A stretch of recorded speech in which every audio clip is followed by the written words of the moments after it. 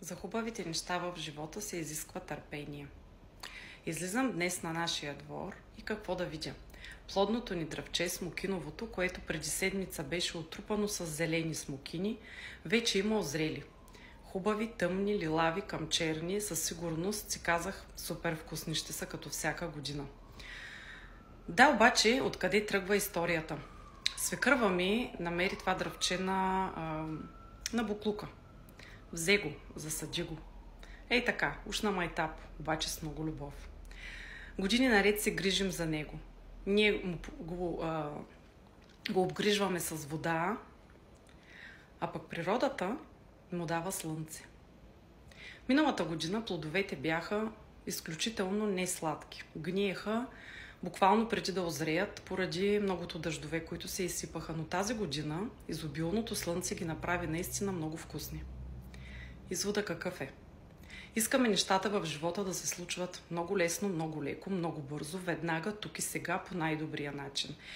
Ами да, обаче всичко си иска времето. Всяко нещо си иска грижата. Иска се да се жертваш понякога.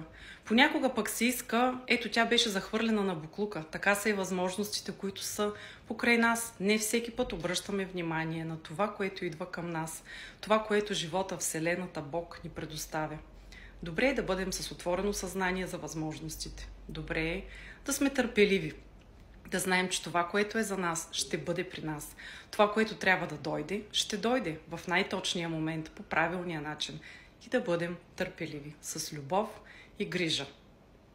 В тази връзка, ако някой от вас търси възможност, в която да развива себе си, да бъде част от екипна, градивна среда, да бъде полезен на останалите и доходите, които получава, да бъдат правопропорционални на това, на колко хора е донесъл полезност, нека се свържи с мен. Имам какво да му разкажа. Моята опитност от предходните 10 години.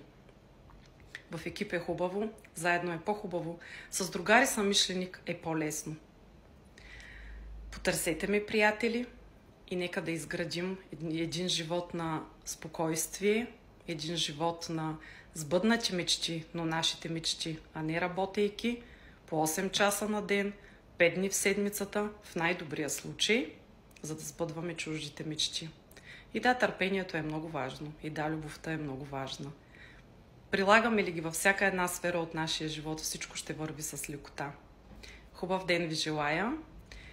Последвайте ме, ако видеята ви харесват, споделете с приятел или пък ако решите, станете част от моята фейсбук група Здравословен живот, личностно израстване с мен Дани и аз ще ви изпратя моята електронна книжка. Хубав ден!